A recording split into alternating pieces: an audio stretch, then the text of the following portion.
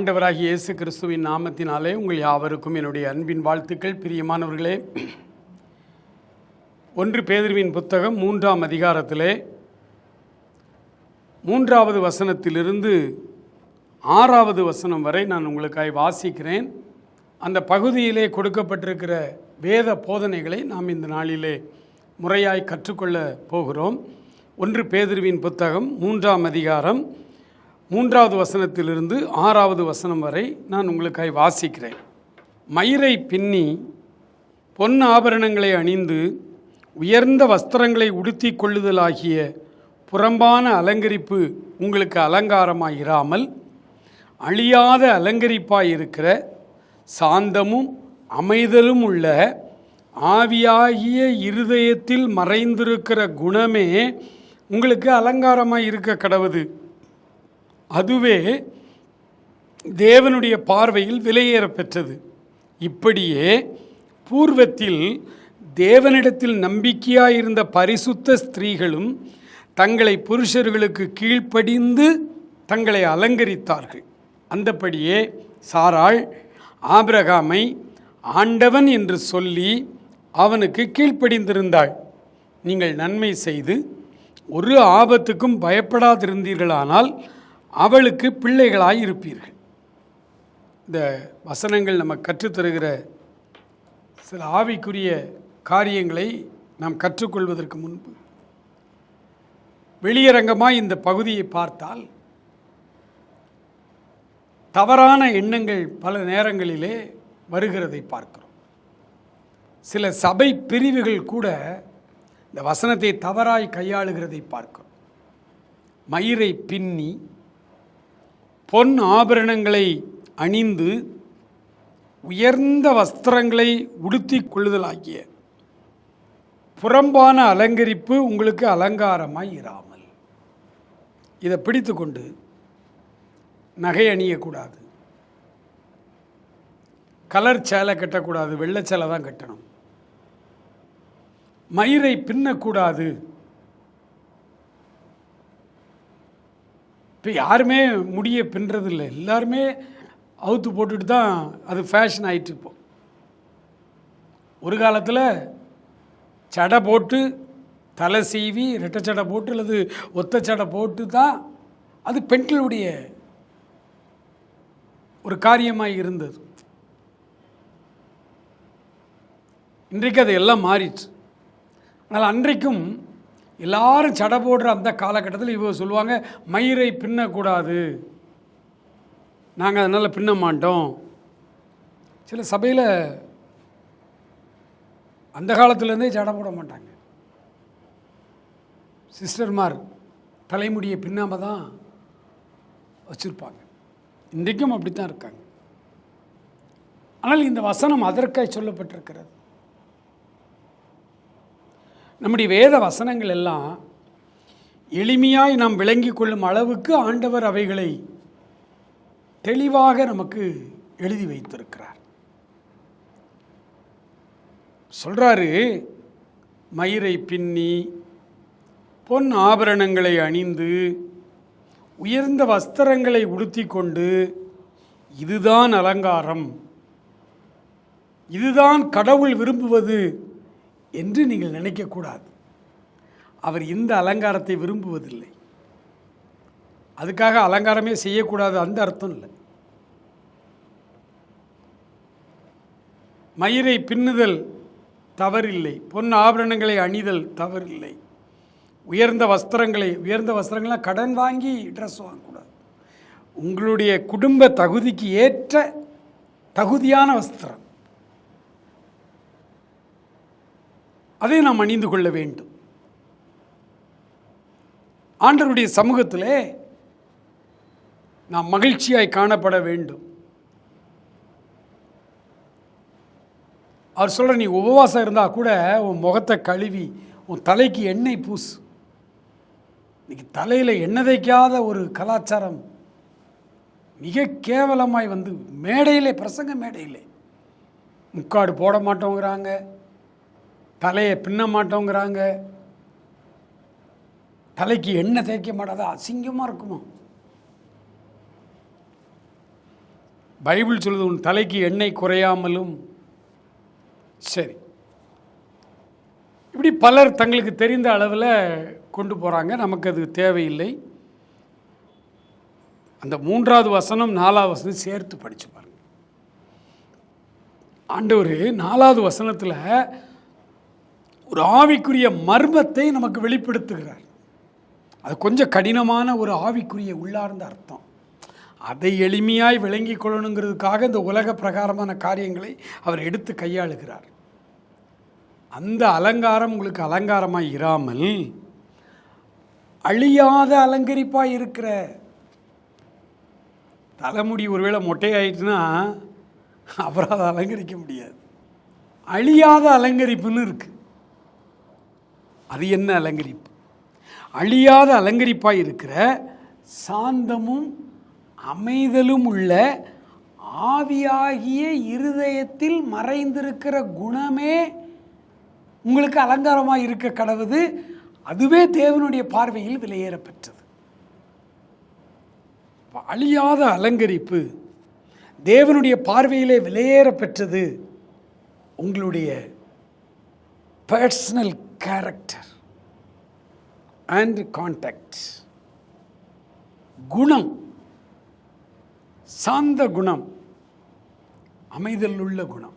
பெண்களிடத்திலே ஆண்டவர் எதிர்பார்க்கிற மிக முக்கியமான அலங்கரிப்பு சாந்தமாய், சண்டை போடுகிறது இல்லை. ஆனால் நீதிமொழிகளில் சாலமோன் சொல்லுவார், சண்டையோடு கூடிய ஒரு பெரிய வீட்டில் குடியிருப்பதை பார்க்கலும் வனாந்தரத்தில் குடியிருப்பது நலம். சாந்தமும் அமைதலுமாய் இருக்கிற ஆவியாகிய இருதயத்தில் மறைந்திருக்கும் குணமே. இந்த குணங்களை உருவாக்குறது என்ன தெரியுமா? நம்முடைய ஆவி, நம்முடைய ஸ்பிரிட், நம்முடைய உள்ளார்ந்த மனிதன். சில ஆள் இயல்பாகவே கோவக்காரனாக இருப்பான். அந்த ஆளாக அவர் ரொம்ப கோவக்காரையா அப்படிம்பாங்க. அந்த ஆளாக அவர் முன் கோபம் எடுத்ததுக்கெல்லாம் கோவப்படுவார், சிடுமூஞ்சி. பின்னணி வரலாறு நாம் படிக்கும் பொழுது மோசையினுடைய மனைவி சிப்போராள், அந்த சகோதரியை பற்றி போட்டிருக்கு. அந்த அம்மா ஐயோ அழுது கொண்டே இருப்பாங்களாம், சிடுமூஞ்சி. எப்போதும் கணவரை கூட குறை சொல்லிக்கிட்டே இருப்பாங்களாம். ஆனால் மோசையை பற்றி பைபிளில் போட்டிருக்கு, பூமியில் உள்ள எல்லா மனிதர்களும் மிகுந்த சாந்த குணம் உள்ளவர்.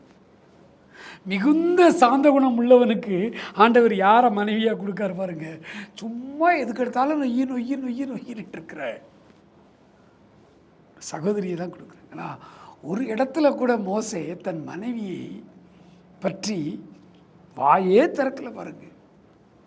சரி, அப்போ ஒரு மனிதனுக்குள்ள ஆணாக இருந்தாலும் சரி பெண்ணாக இருந்தாலும் சரி, ஒரு மனிதனுக்குள்ளே சுபாவங்களை உருவாக்குவது, குணங்களை உருவாக்குவது அவனுக்குள்ள மறைந்திருக்கிற ஆவியாகிய இருதயத்தில் மறைந்திருக்கிற குணமே.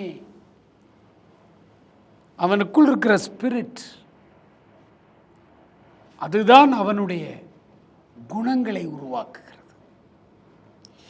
இயல்பாகவே சிலர் சிரிச்ச முகத்தோடு இருப்பாங்க. இயல்பாகவே சிலர் சண்டையே போட மாட்டாங்க, நேச்சுரலாகவே அப்படி இருப்பாங்க. ஏன்னா ஒரு மனிதனுடைய ஆவி, அந்த ஆவி இந்த பூமியில் பிறக்கிற ஒவ்வொரு மனிதனுக்குள்ளும் ஒரு உயிர் இருக்கு. அதான் உயிருள்ள குழந்தைன்னு சொல்கிறோம். ஒவ்வொரு குழந்தைக்குள்ளேயும் குணங்கள், நல்ல குணமும் இருக்கும் கெட்ட குணமும் இருக்கும். பொதுவாக சின்ன குழந்தைகளாக இருக்கும்போது கணவன் மனைவிக்குள்ளே சில காரியங்கள் பேசிக்கிடுவாங்க. மனைவிட்ட கேட்டிங்கன்னா நல்ல குணம்லாம் எங்கள் சைடு, எங்கள் வீட்டார் குணம் அப்படிம்பாங்க.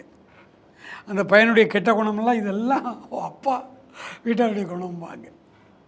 அவர்கிட்ட கேட்டால் அவர் மாற்றி சொல்லுவார். இது சகஜம். எல்லா மனிதனுக்குள்ளும் நல்ல குணமும் இருக்கும் கெட்ட குணமும் இருக்கும். சிலருக்கு கெட்ட குணம் டாமினேட் பண்ணும், நல்ல குணம் மறைந்திருக்கும், மாறி மாறி இருக்கும். ஆண்டவர் என்ன சொல்கிறாரு? உங்களுக்குள்ள சாந்த குணம் இருக்குது, எல்லா பெண்களுக்குள்ளும் ஆண்களுக்குள்ளும். சாந்தமும் அமைதலுமாகிய குணம் இருக்கு. அந்த குணம்தான் உங்களுக்கு அலங்காரம். கர்த்தருக்கு முன்னாக நீங்கள் வரும்போது ஆண்டவர் அந்த குணத்தை வச்சுத்தான் உங்களை மதிப்பிடுவார். மற்றபடி இந்த வெளியான அலங்காரங்களை வைத்து அவர் உங்களை மதிப்பிட மாட்டார். இந்த மிஸ் இந்தியா, மிஸ் யூனிவர்ஸ்னு அழகிகள் போட்டி நடக்கும். அங்கே தான் அந்த புறம்பான அலங்கரிப்புகளை வச்சு அதில் கூட அவங்களுடைய நாலேஜெல்லாம் டெஸ்ட் பண்ணுவாங்களாம். சரி, போட்டோம். அப்போ நம்முடைய குணம் எப்படி இருக்கிறது? அதுதான் அழியாத அலங்கரிப்பு அப்படின்னு சொல்லிட்டு பூர்வத்திலே in old testament, in olden ages, பூர்வத்திலே பெண்கள் கணவன்மார்களுக்கு கீழ்ப்படிந்து தங்களை அலங்கரித்து கொண்டார்கள். இன்னைக்கு கணவனுக்கு கீழ்ப்படுகிறத பெரிய பிரஸ்டீஜ் இஷ்யூவாக பேசிகிட்டு இருக்கோம்ல. எத்தனை கருத்தரங்குகள், எத்தனை மாநாடுகள், எத்தனை டிவி ஷோக்கள். கணவனுக்கு கீழ்ப்படுகிறது இவ்வளோ கஷ்டமாக இருக்கு இன்னைக்கு, இல்லை? அதை ஒரு பிரஸ்டீஜ் இஷ்யூவாக நான் ஏன் கீழ்ப்படியணும்? ஏன் அவன் கீழ்ப்படிய மாட்டானா? அவன் கீழ்ப்படிய மாட்டானா? பூர்வத்திலே தேவனிடத்தில் நம்பிக்கையாயிருந்த ஸ்திரீகள், பெண்கள், அந்த 2 வசனத்தை மறுபடியுமே வாசிக்கிறேன். திரையில் இந்த வசனத்தை காட்டுவார்கள். அந்தப்படியே பூர்வத்தில் தேவனிடத்தில் நம்பிக்கையாயிருந்த பரிசுத்த ஸ்திரீகளும் தங்களுடைய புருஷர்களுக்கு கீழ்ப்படிந்து தங்களை அலங்கரித்தார்கள். சகோதரிகளே, நீங்கள் உங்களை அலங்கரிக்க வேண்டுமானால், திருமணமானவர்களாக இருந்தால் உங்கள் புருஷருக்கு நீங்கள் கீழ்ப்படியுங்கள். அதுதான் அலங்காரம். நீங்கள் உங்களை அலங்கரித்துக் கொள்ளுகிறீர்கள். எத்தனை தடவை கண்ணாடியை பார்த்து நம்மளை அலங்கரிக்கிறோம். ஒவ்வொரு நாளும் படுக்க போகும்போது, இன்றைக்கி என் கணவருக்கு எந்தெந்த இடத்துலலாம் நான் கீழ்ப்படிந்தேன், அவர் சொன்ன எதுக்கெல்லாம் நான் எதிர்த்து பேசினேன், எதுக்கெல்லாம் நான் கீழ்ப்படிச்சேன் அப்படின்னு நீங்கள் பாருங்கள். 5 சம்பவங்கள் நடந்திருக்குன்னு வச்சுங்களேன் இன்னைக்கு. அதில் 4 சம்பவத்தில் நீங்கள் கீழ்ப்படிஞ்சிட்டீங்க, ஒரு சம்பவத்தில் கீழ்ப்படியலை நீங்கள். ஏன்னா உங்களுக்கு பிடிக்காத எதையோ சொன்னார், அதெல்லாம் முடியாதியா அப்படின்னு சொல்லிட்டீங்க. அப்போ நீங்கள் இரவு ஜெபத்துக்கு செல்லும் பொழுது, ஆண்டவரே 4 முறை நான் என்னை அலங்கரித்து கொண்டேன், ஒரு தடவை என்னை அலங்கரிக்க முடியலப்பா, நாளைக்கு நான் ஃபுல்லாக என்னை அலங்கரிக்கணும். ஒவ்வொரு நாள் நீங்கள் அப்படி கொண்டு வாங்க. புருஷனுக்கு கீழ்ப்படுகிறது உங்களுக்கு ப்ரெஸ்டீஜ் இஷ்யூ இல்லை, ஈகோ இல்லை. புருஷனை விட நீங்கள் அதிகம் படித்திருக்கலாம், புருஷனை விட நீங்கள் அதிகம் பட்டம் வாங்கியிருக்கலாம், புருஷனை விட இயல்பாகவே நீங்கள் ஐக்கியூவில் கூடினவங்களாக இருக்கலாம், புருஷனை விட நீங்கள் எல்லா விதங்களிலும் மேன்மையானவர்களாக இருக்கலாம். ஆனால் வேதம் சொல்லுகிறது, நீங்கள் கீழ்ப்படிந்தால்தான் அது உங்களுக்கு அலங்காரம். எப்படி ஒரு பெண் அல்லது மணப்பெண் மகிழ்ச்சியோடு தன்னை அலங்கரித்து கொள்வாளோ, அதே போல புருஷனுக்கு கீழ்ப்படிந்து உங்களை அலங்கரிக்கிற அந்த அலங்கரிப்பையும் மகிழ்ச்சியோடு பண்ணுங்க. ஐயோ, நான் இன்னைக்கு காலையில் எழுந்தோடனே ஒரு தீர்மானம், நான் இன்னைக்கு கீழ்ப்படிய போகிறேன், என் புருஷனுக்கு நான் அலங்கரிக்கணும். என்னைய லிப்ஸ்டிக் போட்டு, நான் ஆபரணங்களை அணிந்து, நல்ல மேட்சிங்காக சாரீ கட்டி, நான் எப்படி என்னை அலங்கரித்து கொண்டு நான் ஆஃபீஸுக்கு வெளியில் போகிறேனோ, அதே போல் இன்றைக்கி என் புருஷனுக்கு நான் கீழ்ப்படிந்து என்னை நான் கடவுளுக்கு முன்னால் அலங்கரிக்கணும். அதனால தான் ஆண்டவர் இப்படியே பூர்வத்திலும் தேவனிடத்தில் நம்பிக்கையாக இருந்த ஸ்திரீகள் தங்கள் புருஷருக்கு கீழ்ப்படிந்து தங்களை அலங்கரித்தார்கள். அதற்கு அடுத்த வசனம் வாசிக்கிறேன் பாருங்க. அந்தப்படியே சாராள் ஆபிரகாமை ஆண்டவனே என்று சொல்லி அவனுக்கு கீழ்ப்படிந்திருந்தாள். நீங்கள் நன்மை செய்து ஒரு ஆபத்துக்கும் பயப்படாதிருந்தீர்களானால் அவளுக்கு பிள்ளைகளாக இருப்பீர்கள். சாராள்னா அர்த்தம் தெரியுமா உங்களுக்கு? ஜீவன் உள்ளவர்களுக்கெல்லாம் அவள் தாய். அப்போ ஜீவன் உள்ளவர்கள் எல்லாருமே அவளுடைய பிள்ளைகள். ஆனால் இங்கே பேதுரு சொல்கிறாரு, மூலமாக கடவுள் சொல்கிறாரு, நீங்கள் சாராளுக்கு பிள்ளைகளாய் நீங்கள் மாற வேண்டுமானால் சாராள் எப்படி தன்னை அலங்கரித்து கொண்டாள், புருஷனை ஆண்டவனே என்று சொல்லி. நம்ம தமிழ்நாட்டில் கொஞ்சம் ஆண்டுகளுக்கு முன்னால் பெண்கள் தங்களுடைய கணவன்மாரை சாமியும் சொல்லுவாங்க. சாமி, எங்கள் சாமி வந்துடும், அதுக்குள்ளே சமையல் பண்ணி வைக்கணும். சாமி புருஷனை கடவுளேன்னு சொன்னாங்கங்க. அப்படிப்பட்ட ஒரு பைபிள் கலாச்சாரம். இது ஏதோ தமிழ்நாட்டு கலாச்சாரம் மாத்திரம் அல்ல, உலக கலாச்சாரம். பைபிள் கல்ச்சரே அதான். புருஷனை ஆண்டவனே என்று சொல்லி அவருக்கு கீழ்ப்படிய வேண்டும். நிறைய மாற்று கருத்துக்கள், இந்த வார்த்தைகளை நான் சொல்லும் பொழுது உங்களுடைய உள்ளங்களிலே பல மாற்று கருத்துக்கள் வரும். அது எப்படி பிரதர், ஃபூலிஷ்னஸாக ஒன்று சொல்லுவார், நான் அதை கீழ்ப்படிய முடியுமா? அவர் சொல்கிறத கேட்டால் என் குடும்பத்தில் பொருளாதாரத்தில் பெரிய நஷ்டம் வரும், நான் கீழ்ப்படிய முடியுமா?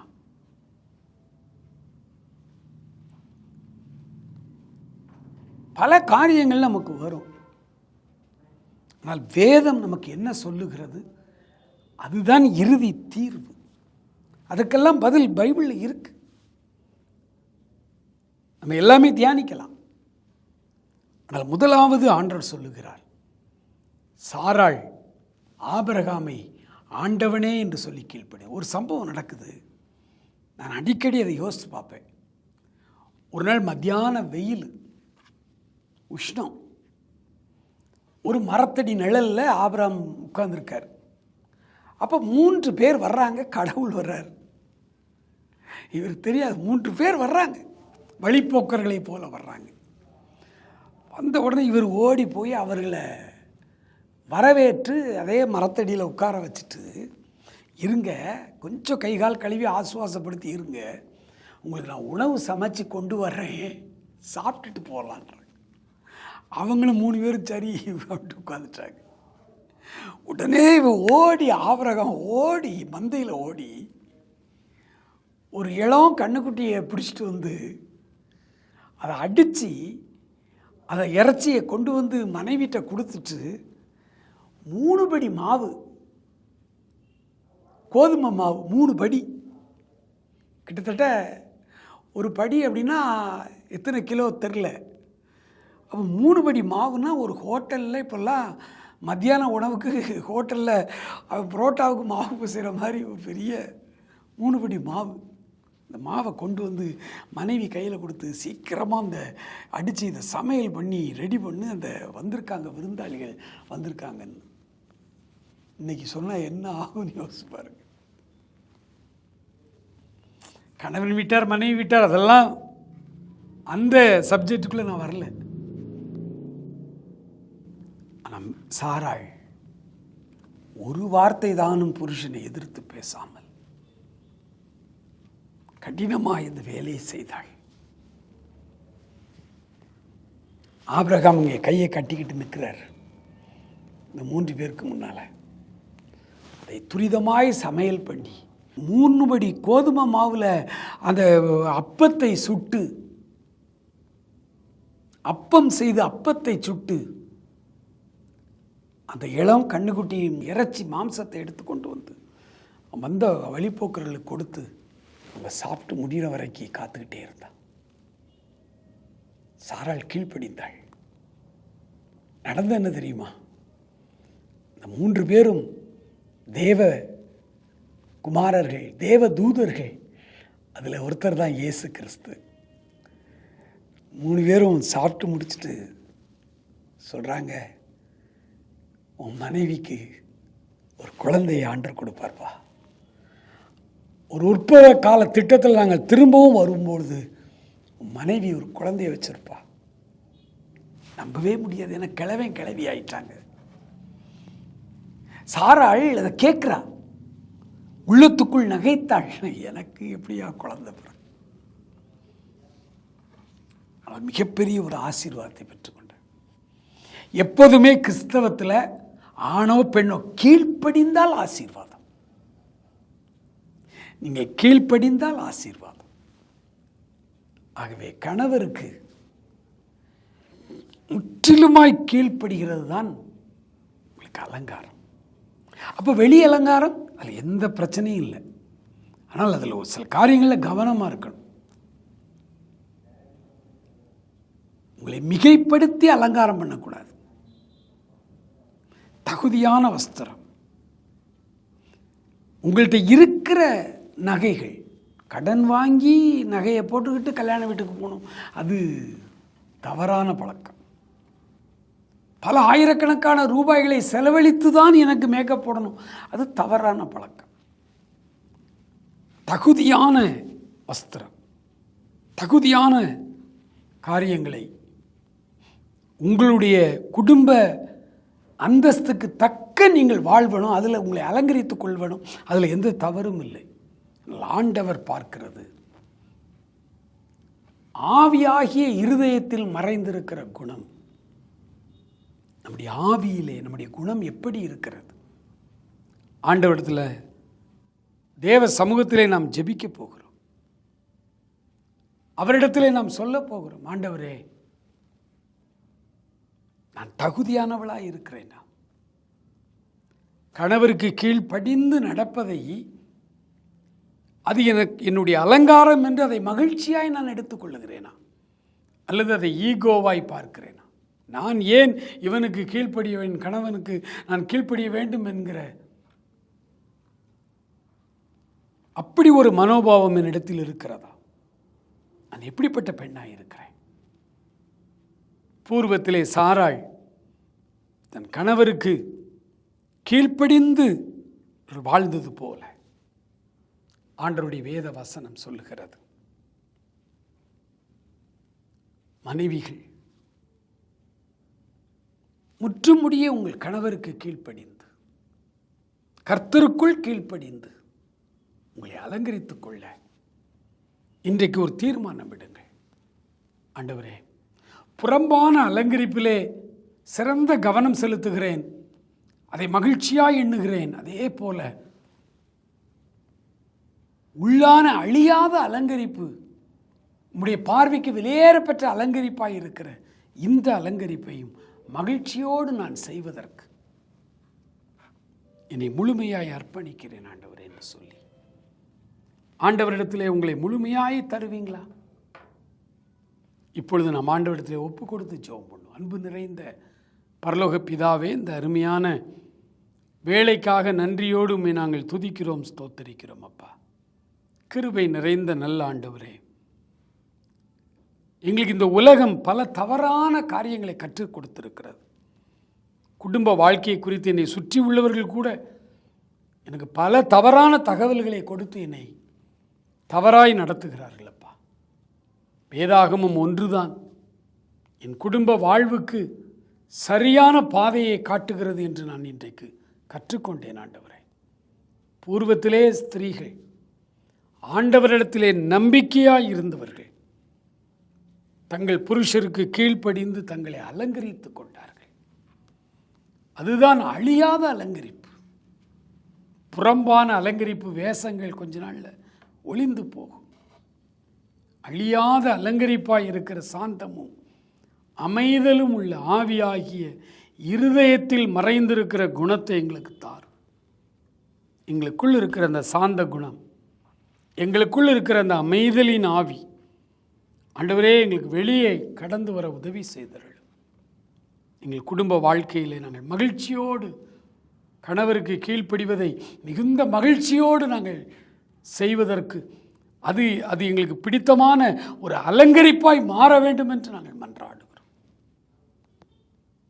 எங்களுக்குள்ளே ஒரு நல்ல மாற்றத்தை உண்டாக்கும்.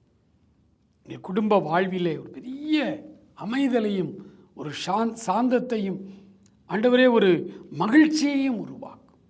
ஆசீர்வதிங்கப்பா, தொடர்ந்து காத்துக்கொள்ளுங்க. இயேசு கிறிஸ்துவின் நல்ல நாமத்தில் ஜெபிக்கிறோம் எங்கள் அருமை பிதாவே. ஆமேன், ஆமேன்.